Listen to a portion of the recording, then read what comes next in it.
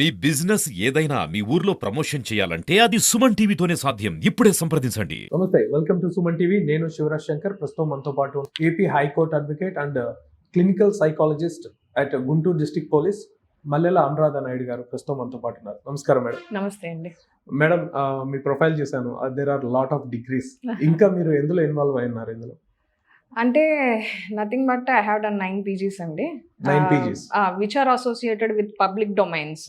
అంటే జర్నలిజం కావచ్చు, and as well as health care కావచ్చు, తర్వాత ఈ పర్టికులర్లీ MSW సోషల్ వర్క్ కావచ్చు, అండ్ MBA కావచ్చు, HR అండ్ అడ్మినిస్ట్రేషన్ కావచ్చు, అండ్ ఫినాన్స్ కావచ్చు, కామర్స్ కావచ్చు, అండ్ ఇట్లాంటి వాటిల్లో నేను పర్టికులర్లీ పీజీస్ చేసి ఉన్నా అండి. And right now Acharya Nagarjuna యూనివర్సిటీలో under professor Shivaram Krishna Ramineni sir అండర్లో నేను ప్రజెంట్ PhD చేస్తూ ఉన్నానండి హెల్త్ కేర్ మీద.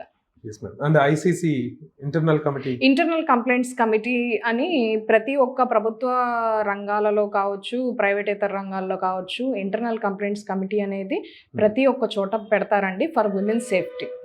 అంటే నథింగ్ బట్ అక్కడ వారికి ఏదన్నా సమస్యలు ఉన్నా కూడా వారు మన ముందుకు వచ్చి ఇలాగా చెప్తారు. అంటే ఇలాంటి సిచ్యువేషన్స్ ఉన్నాయండి, మాకు సొల్యూషన్ కావాలి అని చెప్పేసి రిజల్యూషన్స్ కోసం మనకు వస్తారు.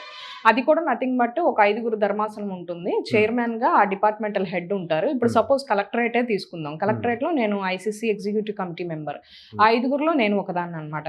సో ప్రతి ఒక్క డిపార్ట్మెంట్లోనూ ఈ ICC కమిటీస్ అనేవి ఉంటాయండి.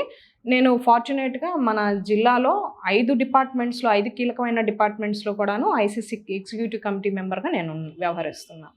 Right madam. వెల్ మేడం, ఇది చూసుకుంటే మీరు రోజు వారంలో దాదాపు ఒక 10-15 కేసులు వస్తుంటాయి ఇట్లా విక్టిమ్స్ వస్తుంటాయండి. నథింగ్ బట్ ఇక్కడ మనం చూసినట్లయితే ఒక సైకలాజికల్లీ డిస్టర్బ్డ్ పీపుల్ కావచ్చు, అంటే ఎవరైతే ఈ అఫెన్సెస్ చేసి ఉంటారో, ఈ అఫెన్సెస్కి పాల్పడి ఉంటారో, లేకపోతే వీళ్ళు ఆల్కహాల్ అబ్యూజర్స్ కావచ్చు, డ్రగ్ అబ్యూజర్స్ కావచ్చు, లేదంటే ఈవ్ టీజింగ్స్ చేసిన పిల్లలు కావచ్చు, లేకపోతే అండర్ 18 వాళ్ళు కావచ్చు, వాళ్ళందరికీ కూడాను కౌన్సిలింగ్స్ మనం ఇస్తూ ఉంటాం పోలీస్ శాఖ నుంచి. ఫస్ట్ చూసుకుంటే బీయింగ్ ఏ రేపిస్ట్, ఒక రేపిస్ట్ గురించి చూసుకుంటే ఇప్పుడు ఇండియా వైడ్ సెన్సేషన్ అవుతుంది, పెద్ద కేసు అవుతుంది. కల్కత్తా డాక్టర్, జూనియర్ డాక్టర్ సంబంధించి. దాని అసలు being a rapist it's a clinical disorder or psychological disorder or it's a complete criminal mindset? అంటే అండి ఇట్స్ ఏ మిక్స్చర్ అండి. మనకి ఒకటి చెప్తారు, లా ప్రిన్సిపల్ ఒకటి ఉంటుంది. ఒక క్రైమ్ ఉంది అంటే యాక్టస్ రియస్ మెన్సీరియా అంటారు. అంటే సామాన్యమైన ప్రజలకి మనం చెప్పాలి దీని గురించి అంటే, నేరం చేసే యొక్క మైండ్ ఉండాలి, అండ్ యాజ్ వెల్ యాజ్ అక్కడ ఒక కార్యకలాపం జరిగి ఉండాలి, అతని యొక్క ఇన్వాల్వ్మెంట్ ఉండాలి ఆ క్రైమ్లో, యాజ్ వెల్ యాజ్ అతని మైండ్ అప్లికేషన్ ఉండాలి. ఈ రెండు కలిగి ఉంటేనే దాన్ని యాక్టస్ రియస్ మెన్సీరియా అంటారు. ఇవి కూడాను చీఫ్ ఇంగ్రీడియంట్స్ అంటారు. ఒక క్రిమినల్ ఒక క్రైమ్ చేశారు అంటే దానికి ఈ 2 చీఫ్ ఇంగ్రీడియంట్స్ అనేవి చూస్తారు. క్రైమ్కి ఆ 2 అవసరం. మైండ్ సెట్, గిల్టీ మైండ్ ఉండాలి, యాజ్ వెల్ యాజ్ అతను అక్కడ ఆ యాక్ట్ చేసి ఉండాలి. ఇప్పుడు సపోజ్ ఫర్ రేప్ అనే తీసుకుందాం. ఆ రేప్ అనే ఇన్సిడెంట్లో అతనికి ఒక ఆర్గనైజ్డ్ ప్రీ ప్లాన్డ్ ప్లానింగ్ కావచ్చు, లేకపోతే కంపల్షన్ వల్ల, లేకపోతే వెంటనే ఇంపల్సివ్ ఇన్ నేచర్లో ఉండి అతను వెంటనే అక్కడ ఆ ఛాన్స్ దొరికింది కాబట్టి వెంటనే నేను చేసేయాలన్న ఆ థాట్తో వచ్చేసి థాట్ ఉంటుంది, as well as application. Nothing but అతని ఫిజికల్ ఇన్వాల్వ్మెంట్ ఉంటుంది కాబట్టి that is comes under actus reus and mens rea, that is called crime. So ఇక్కడ మైండ్ అప్లికేషన్లో వచ్చేటప్పటికి సైకలాజికల్గా అతను ఏ డిజార్డర్తో ఉన్నారు, ఎందుకు అంటే మేడం ఇప్పుడు మనం చూసుకున్నట్లయితే ఒక 50, ఇప్పుడు మన సభ్య సమాజమే తీసుకుందామండి. నార్మల్గా 50 మంది కుర్రోళ్ళు ఉన్నారు, ఒక కాలేజే తీసుకుందాం. ఆ హోల్ కాలేజ్లో 50 మంది కుర్రాళ్ళలో ఇద్దరే ఎందుకు అలాంటి డిఫరెంట్ మైండ్ సెట్తో ఉంటున్నారు, ఒక గిల్టీ మైండ్తో ఎందుకు ఉంటున్నారు, వాళ్ళకే ఎందుకు అలా ఉంటుంది థాట్ ప్రాసెస్ అనే maybe many things are there అండి. నేచురల్ ఫ్యాక్టర్స్ ఉన్నాయి, సోషల్ ఫ్యాక్టర్స్ ఉన్నాయి, సోషల్ అప్బ్రింగింగ్ కావచ్చు, అతను ఎలా ఎన్విరాన్మెంటల్ ఫ్యాక్ట్స్ ఉంటాయి అన్నీ అన్నమాట. అక్కడికి వస్తున్నాడు మేడం. ఫర్ సపోజ్ ఇప్పుడు రేప్ జరుగుతున్నాయి, రెగ్యులర్ గా మేము న్యూస్ చదువుతాం కాబట్టి, న్యూస్ చూస్తుంటాం కాబట్టి, రేప్ అనేది డెఫినెట్ గా 10 to 15 కేసెస్ డైలీ న్యూస్ లో వస్తుంటాయి. సోషల్ మీడియాలో కానీ, న్యూస్ మీడియాలో కానీ, ప్రింట్ మీడియాలో కానీ. ఇది వెరీ కామన్ థింగ్ అయిపోయింది. అండ్ రేపు విషయాల్లో కూడా ఈ జూనియర్ డాక్టర్ విషయం చూస్తే అది ఒక చాలా దారుణంగా జరిగింది. చాలా టార్చర్ చేసి చంపారు. నార్మల్ గా రేప్ చేసే మైండ్ సెట్ అండ్ టార్చర్ చేసే సైకోపాత్ లా చేస్తున్నారు. ఏంటి వాళ్ళ స్టేట్ ఆఫ్ మైండ్ ఎలా ఉంటుంది? సి అండి, రేప్స్ లో కూడాను టైప్స్ ఉన్నాయండి, టైపాలజీస్ రేప్స్ ని విభజించారు. వీళ్ళ యొక్క ముఖ్య ఉద్దేశాలు కొన్ని కొన్ని ఉంటాయి అన్నమాట. ఆపర్చునిటిస్టిక్ రేప్ అంటారు. దాన్ని ఏమంటారు అంటే, ఆపర్చునిటీ దొరుకుతుంది, అక్కడ అమ్మాయి ఐసోలేటెడ్ గా ఉంటుంది, వీడికి ఒక ఛాన్స్ దొరికింది, ఆ ఏరియాలో ఎవరు లేరు, యాబ్సెన్సీ ఉంది, ఎవరు లేరు పీపుల్, వీడికి ఒక ఛాన్స్, ఆపర్చునిటిస్టిక్ రేప్ అది. అండ్ ఆ తర్వాత యాంగర్ రేప్ అంటారు. యాంగర్ రేప్ అంటే వాడు ఉద్రేకంతో ఆ అమ్మాయిని వాడు చూస్తూ ఉంటాడు, కాచుకొని కూర్చుంటాడు, ఈ అమ్మాయి దొరికింది, వెంటనే ఆ అమ్మాయి మీద పడి వీడు యాంగర్ రేప్ దానిలో. ఎగ్జాక్ట్లీ.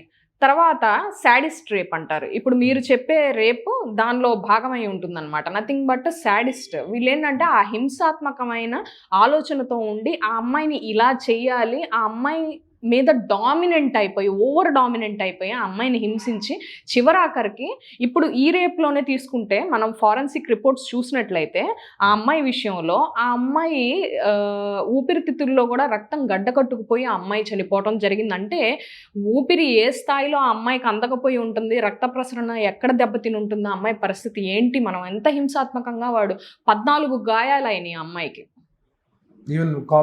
ఎగ్జాక్ట్లీ. మొత్తం 14 గాయాలతో ఆ అమ్మాయి ఇబ్బంది పడింది. యాజ్ వెల్ యాజ్ ఏదైతే ప్రైవేట్ పార్ట్స్ ఉన్నాయో వాటిల్లో కూడాను వీళ్ళు పెనట్రేషన్ ఎంత హై లెవెల్లో చేశారంటే అంత ఇబ్బందికరమైన సిట్యుయేషన్లో ఆ అమ్మాయి నరకాన్ని అనుభవించి చనిపోయింది. సో ఇలాంటి థాట్స్. ఇప్పుడు ఆ తర్వాత విండిక్టివ్ రేప్స్ అంటారు. విండిక్టివ్ రేప్స్ అంటే ఏం లేదు, వాడికి యాంగరు ఉంటుంది, సొసైటీ మీద ఒకలాంటి కోపోద్రిక్తమైన ఆలోచనలు. ఇలాంటి వాళ్ళు ఏంటంటే సొసైటీలో కొంత దెబ్బతిని ఉంటారు. మనం వాడి కేస్ హిస్టరీలోకి వెళ్తే గనక వాడికి పాస్ట్ లైఫ్ ఏదైతే ఎర్లీ లైఫ్ ఉందో, అది చైల్డ్హుడ్ కావచ్చు, అడాలసెంట్ కావచ్చు, లేకపోతే ఏదైనా what ever it may be, ఇప్పుడు రైట్ నో వాడు ఉంటున్న పరిస్థితులు, స్థితిగతులు కావచ్చు, సొసైటీ అనేది వీడు సొసైటీని ఒక ఈవిల్ లాగా చూస్తూ వస్తువుడు. లేకపోతే వాడి పట్ల సొసైటీయే కొంత ఈవిలిష్గా బిహేవ్ చేసి ఉండొచ్చు కొన్ని చోట్ల, చెప్పలేము. వాడికి అలా అనిపించేసింది, అదంతా కూడాను వీడికి ఇలా అనిపించడం. అంటే స్కూల్లో చిన్న డిస్క్రిమినేషన్ జరిగినా వాడు తట్టుకోలేడు. అంటే ఆ మైండ్ సెట్సే అలా ప్రిపేర్ అయ్యి ఉంటాయి. అంటే అది ఒక సైకిక్ గా, అంటే హత్యలు చేయడానికి, అంటే హత్యాచారం చేయడానికి కూడా అదే లీడ్ అవుతాయండి. Many factors are there. Social factors ఉంటాయి. అంటే సామాజిక పరంగా వాడికి కొన్ని ఇబ్బందులు కలిగి వాటినే దృష్టిలో పెట్టుకుంటాడు. ఇప్పుడు సపోజ్ టీచర్ కొట్టాడు, టీచర్ల మీద పగ పెంచుకుంటాడు, ఒక సామూహికంగా అన్నమాట. ఈ టీచర్ల సమూహం మీద వాడికి ఒక గ్రడ్జ్ ఏర్పడిద్ది. ఇలా కాదు, ఇంకొంతమంది ఉంటారు, ఇంకొంతమంది type of rapist plus killers ఉంటారు. లైక్ ఏంటి, సీరియల్ కిల్లర్స్, సీరియల్ రేపిస్ట్లు అంటారు వాళ్ళని. ఒకళ్ళ తర్వాత ఒకళ్ళు. ఎందుకు విమెన్స్ మీద వాడికి హేట్రెడ్, ఎందుకు వాళ్ళ అమ్మగారు వీడిని సరిగ్గా ఇది చేయలేదు, లేకపోతే అప్బ్రింగింగ్ చేయలేదు, వాడిని హింసించింది, హింసాత్మకమైన చైల్డ్హుడ్ వాడు పొందాడు. అలాంటి ఒక జాతి మీద వైరం పెంచుకుంటాడు. అలాగా కొన్ని కొన్ని సెక్ట్స్ ఉంటాయండి. అంటే different kind of mind sets. ఇప్పుడు వీడినే తీసుకుందాం. ఏదైతే మనకి కోల్కతాలో ఘటన జరిగిందో ఆ ఘటనకి సంబంధించిన ఎవరైతే నిందితుడు ఉన్నారో ఆ నిందితుడిని కూడా మనం చూసినట్లయితే అతనికి ఎర్లీ లైఫ్లో 4 మ్యారేజెస్ అయి ఉన్నాయి.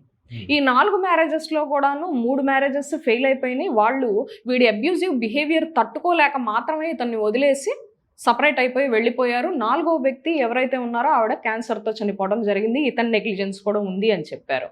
అండ్ యాజ్ వెల్ ఇతను ఒక హ్యాబిట్యువల్ అఫెండర్. అతని మీద ఎన్నో కేసెస్ అంతకు పూర్వం కూడా ఉన్నాయి.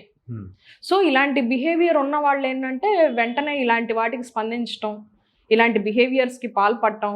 ఇప్పుడు ఆ హాస్పిటల్లో గత కొంతకాలంగా అతను వాలంటరీ సర్వీసెస్ చేస్తూ ఉన్నాడు కాబట్టి ఆ వాలంటరీ సర్వీసెస్ చేస్తూ ఉన్నప్పుడు ఆ వ్యక్తిని గమనిస్తూ ఉంటాడు. ఎవరైతే విక్టిమ్ ఉన్నారో ఆ విక్టిమ్ని వీడు ఎప్పటి నుంచో గమనించి ఆర్గనైజ్డ్గా చంపేశాడు అమ్మాయిని, రేప్ చేసి. ఎందుకంటే అది బయటికి రాకూడదు కాబట్టి. Thank you so much. Okay అండి, థ్యాంక్ యూ సో మచ్.